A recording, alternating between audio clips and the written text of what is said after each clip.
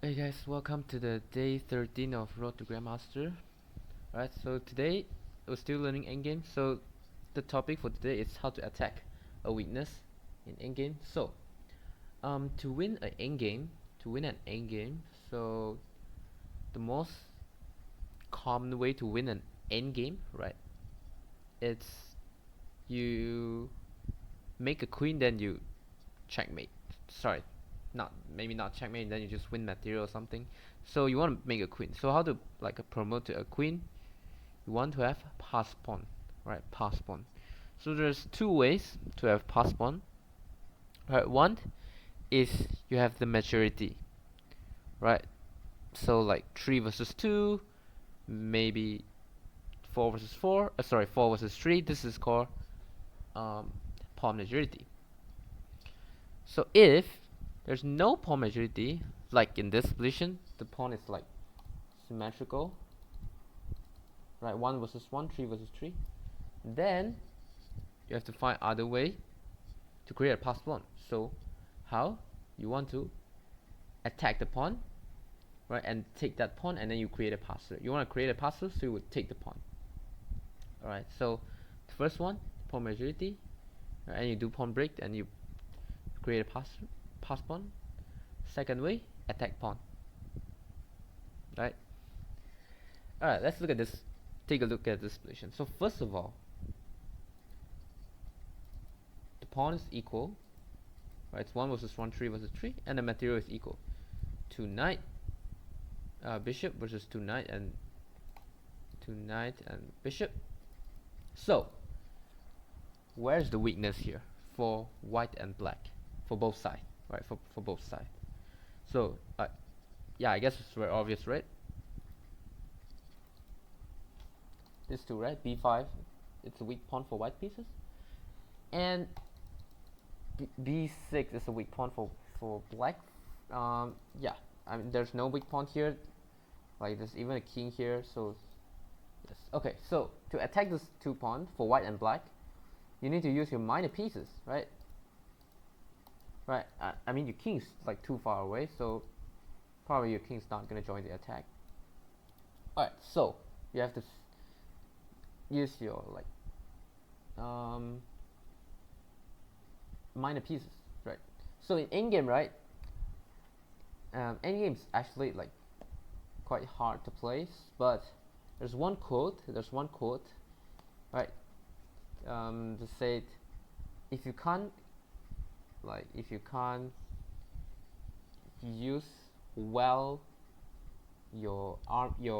a small army, then how can you control a big army? So it's like, okay, in the end game only 3 pieces.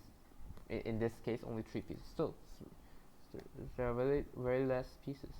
And if you can't activate all of them, then how do you activate a whole chessboard? Right. So the end game is actually very important and very hard, of course, because like I said, you only have less pieces. So in a middle game, let's say you have a very bad piece. But you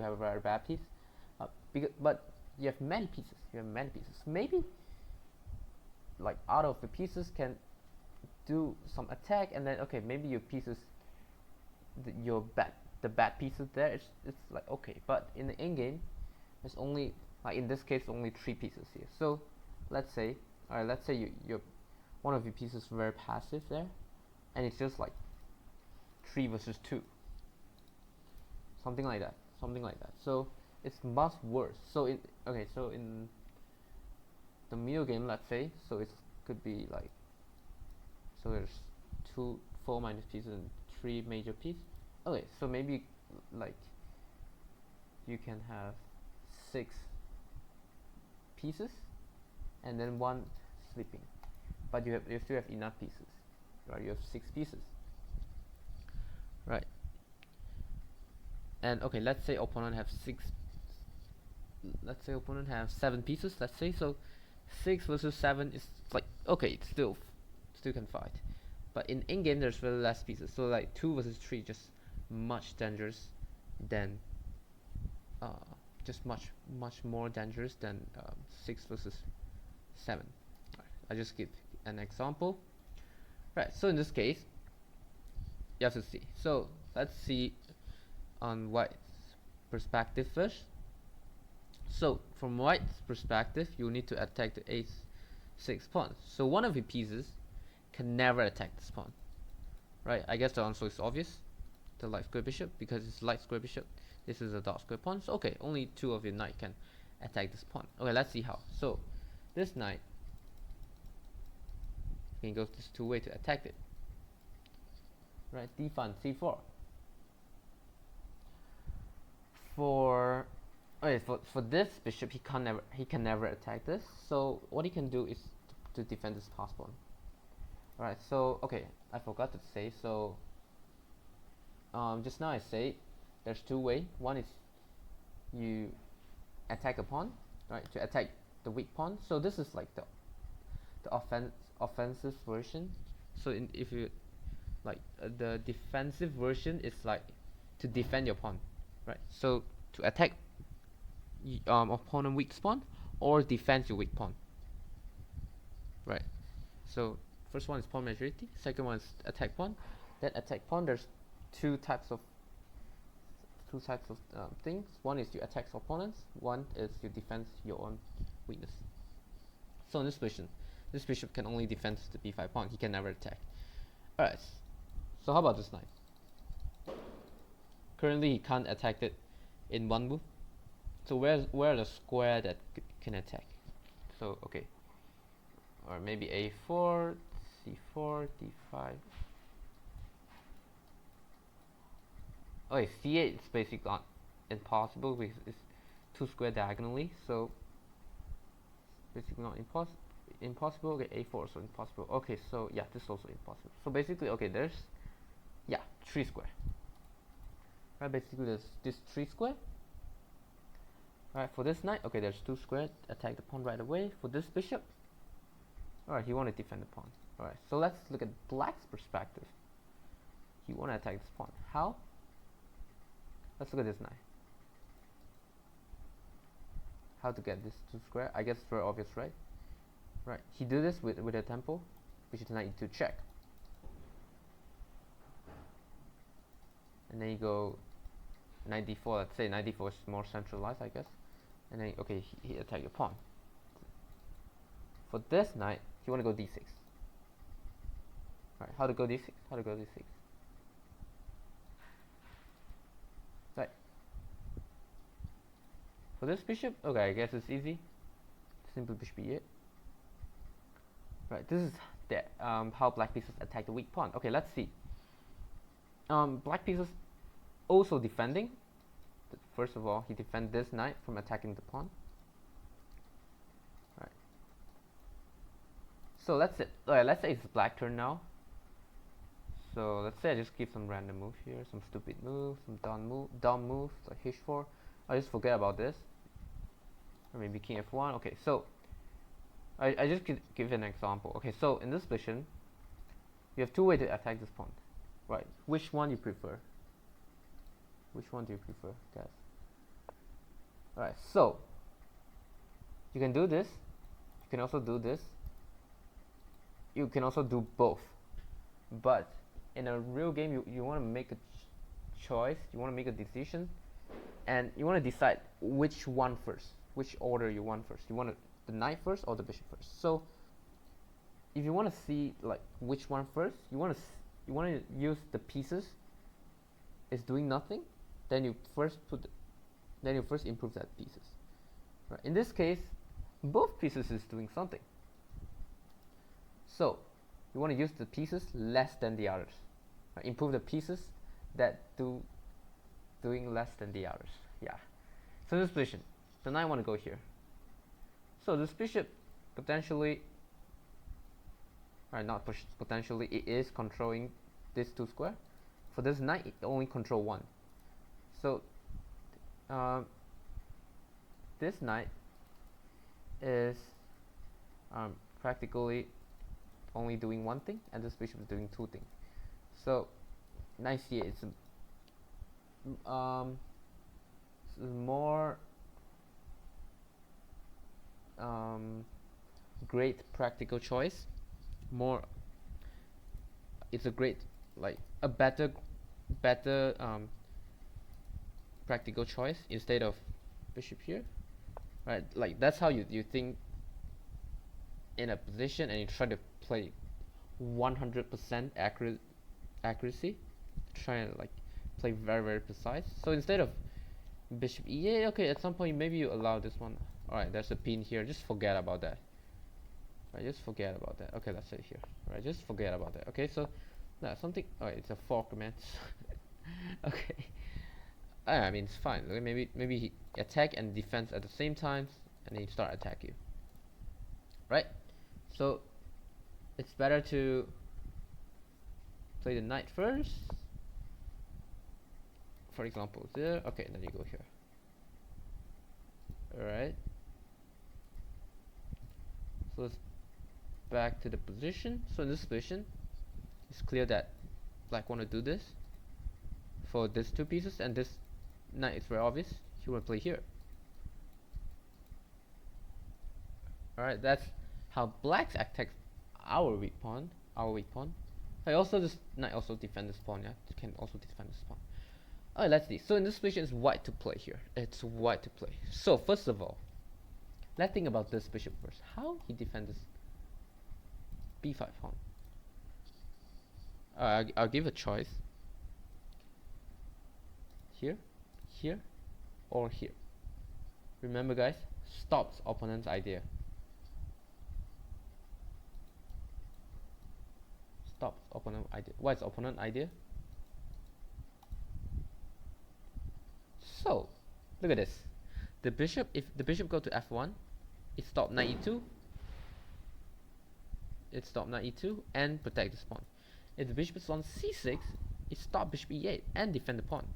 If the bishop is on a6, he stop knight c6, stop knight c8 and defend the pawn. So seems like this tree square is doing well. So I don't know what is the best square for this bishop. So we want to keep the concepts of flexibility, right? This is like a theory in chess. Keep the concept of flexibility. So in this bishop, which is your worst piece? This bishop, I want to keep the max flexibility. I want to move this bishop in the right time, right? I want to move this just one time, right? If let's say I go here and maybe go here, then I don't want to like go back, so I just do it one time, so I don't have to waste tempo, right? I just wait for the best moment, best timing, and then go defense, and then decide where's the best square.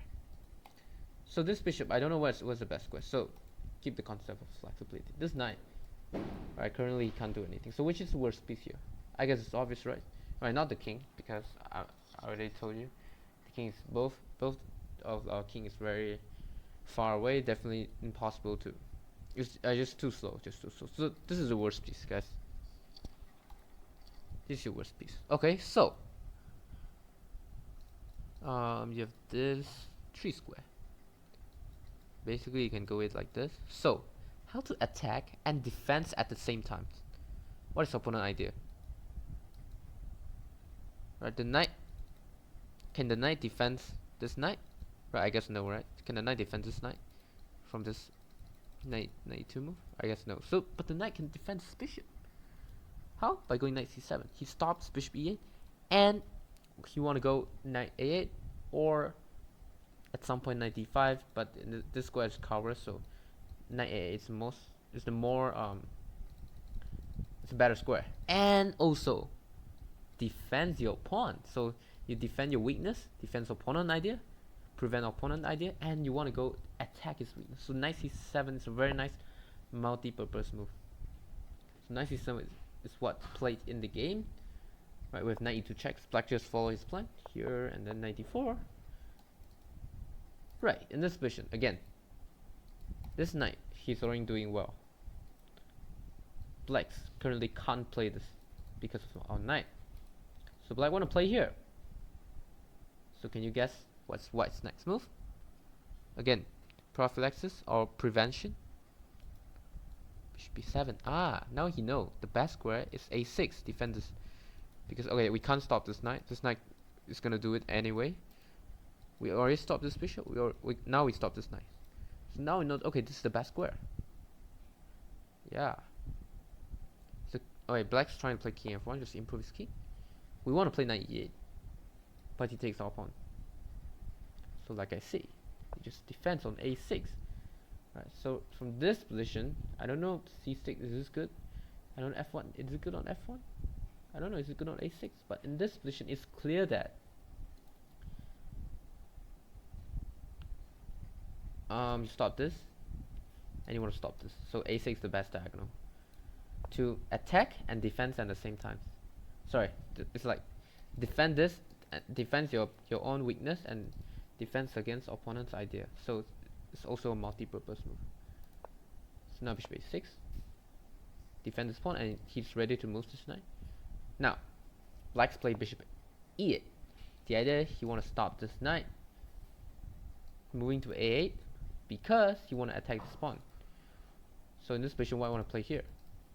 So he add more attacker on the b5 pawn, stop this knight moving away. Guys, remember what's this bishop doing in this position? Then he just moved to another diagonal. So now, which of your pieces can join the attack? I guess it's clear, right? So the bishops control this 2 square. Now you go bishop go back. The knight also controls the square. So after knight c4, this one's defended, and black can't defend this pawn. This square is cover, this square is cover, and then white win. White just up a pawn and managed to convert it, managed to win in the end. Right, managed to win it, win this game in the end. Right, that's the beauty of this, beauty of endgame. So actually bishop e8 is a huge blunder. According to the engine says king g. It's still a draw. Actually, the engine says still 0-0. So here. Now you go bishop e8. And then you try to trade. Then you can trade pawn. Right. So of course it's very hard to find in the end game. I think especially when you are in time trouble. So that's how you win the game. Seems like he just makes this so simple. He just makes it so simple. Right, make this game so simple. Just like, okay, attack the pawn. f4 is playing the game, I guess, and then knight takes b6. He win the pawn, and in the end, he managed to win the game. Right, and then this is about conversion. It's not today's topic. So, all right, let's move on to the next example, or in this position. So for white pieces, first of all, it's also the same, like 2 versus 2, 4 versus 4. You can see the pawn structure is a little bit different because this is like 2 isolated pawn and this is connected. So for white, where's the weakness? Pawn, there's no natural defender. So natural defender is pawn. Pawn is natural defender. So this pawn can't defend by any pawn. So it's a weakness, and where's the weakness of black pieces? It's clear, right? a5 and c6. Right, so definitely white is better because first of all there's more weakness. Second of all, seems like white pieces is more active. Knight's defending. 2 rooks aiming on the weakness, and this rook. I mean for black the rook's also quite good. I mean, yeah, this bishop is also quite good. This knight is not good.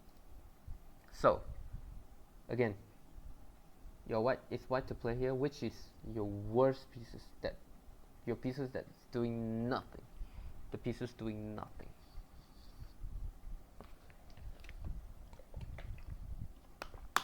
Well, I guess it's very clear. Your rook is defending, attacking. This rook is attacking. This knight is defending. At some point, this knight want to go c4. So your worst piece is this bishop. It's blocking by your own pawn. So so what is the best move here? So in this position, bishop f1 is played in the game. So in the game, not in the game. When I say this position, my answer is actually king h2 with the idea of bishop h3. But first of all, you're moving away from center. You're more far toward the center. Second, after bishop h3, they can simply play bishop f7.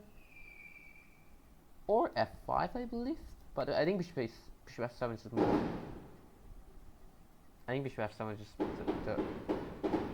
the move to like just don't mix any weakness. Oh, it's too noisy. Okay, so sorry for the noise pollution of firecrackers. Right, they're still in Chinese New Year mood. Alright, so okay, let's back in this game. So bishop f1 was the best move in this position. Right, you're trying to trade the bishop. So this bishop is attacking. Our bishop's doing nothing.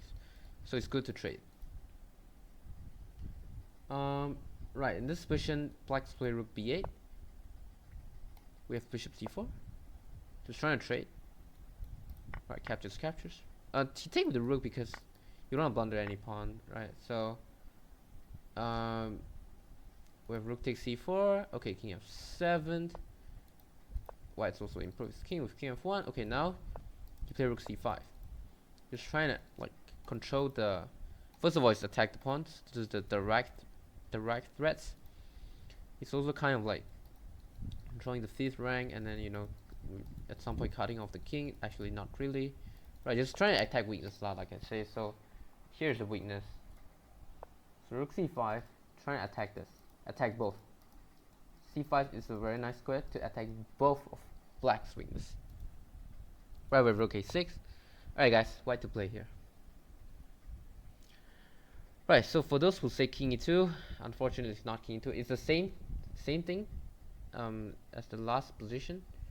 So your king is like too far away, so there's no point to bring your king. I mean, okay, so sorry. It's good to bring your king though. It's a good move for sure. But like, what can your king do? So you don't need a king. You want to attack this. So how? With knight c4, attack this and force black to play more passive to defensive. But what's the problem with knight c4? What's your knight doing right now? He's defending. You don't want to trade pawn. You don't want to trade pawn. So the move here, well, which is the worst piece? This rook's okay. Attacking this knight currently can't move. You want to move in next move. Okay, it's not about this king, so definitely this rook. So you defend it. No, not on b2. B2 is very passive. c3. You go c3. Sorry, rook a8. It's not rook a8. So we have king d7. Now you're trying to defend this. Maybe free his knight. Right. If king d6, there's this very cool tactic, which wins. Is it? Or does it work? Yeah, I think it worked. Yeah, I think it worked. I think it simply worked. Either, well, no, okay, you attack the f pawn, so it doesn't really matter, right? If this two pawn die, okay, if you takes, I believe what's splitting. So king d7 will split in the game. Right, so he follows split with knight c4. Okay, we have rook a8. So black's defending more passive. Okay, so white to play again. Guys, do you remember? Like, sorry, not remember. Do you know the concept of the principle of two weakness? So when there's weakness on the queen side, it's not enough to win. Because when opponents have a weakness, he simply defends it. Then okay, they're holding. So you're trying to create a weakness on another side. Then opponent can't defend on both sides. Then you little by little pick up his pawns and something. Alright, so this is the principle of two weakness. When there's a weakness on one side, create a weakness on the other side. In this case, you don't even need to create a weakness. There is a weakness. What are the weakness? f6. So he's played rook f3. It's like an easy move. I guess you could also go here. It's not bad though, but just again, like keep why you put your rook on d6, which I don't know. Is the rook good here? I don't know actually. So you just go rook f3 in the game with knight g8. Guys, again, play this pawn. How do you undermine that pawn? So if this pawn become weak, this pawn will die. So I guess you guys know the move. So g4 is playing the game.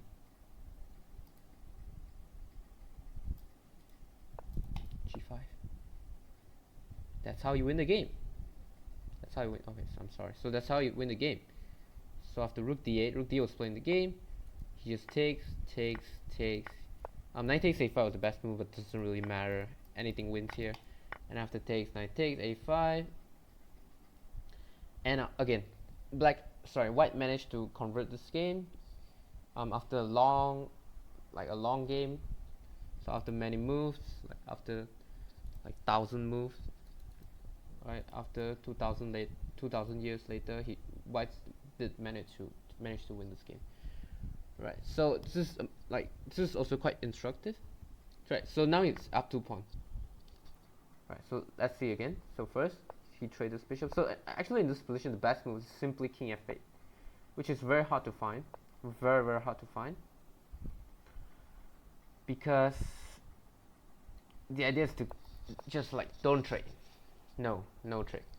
This is the unsold. No, so the idea of engine. But okay, it's very hard for human, of course.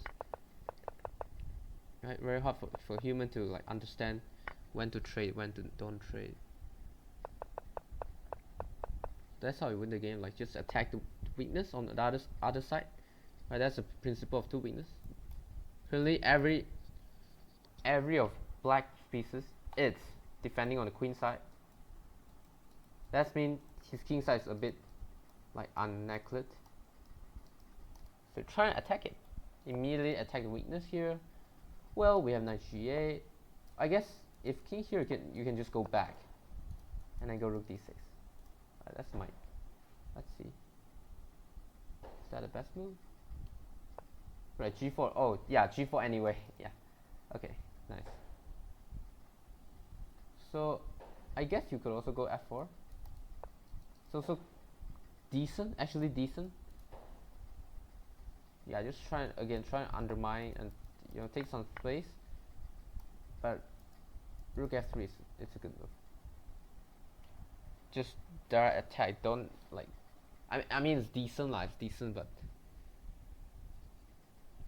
with this move you still can't do anything. So rook f3 is like a direct threat, and he wins it little by little, slowly but surely. Undermine pawn with g4, g5, good move. Understand that this is the weakness. If this pawn die, this pawn become weaker. This pawn become a weakness. So just try and undermine that. Right, you see how he used the principle of two weakness perfectly. Right, everything's holding on the queen side. Black's holding the queen side. Then he just switch sides, and then suddenly this pawn is only two defender. Alright, and then we undermine the pawn on e5 and f6, and we win a pawn. Easy, right? Because this is not a pawn chain, so it's quite weak. And then win another pawn, and then manage to win the game in the end. So that's the 2 endgame for today. Very instructive in my opinion. Yeah, so that's all for today's yeah, so that's all for today. Thanks for watching. Hope you guys enjoyed. Right, and yeah, take care. See you soon.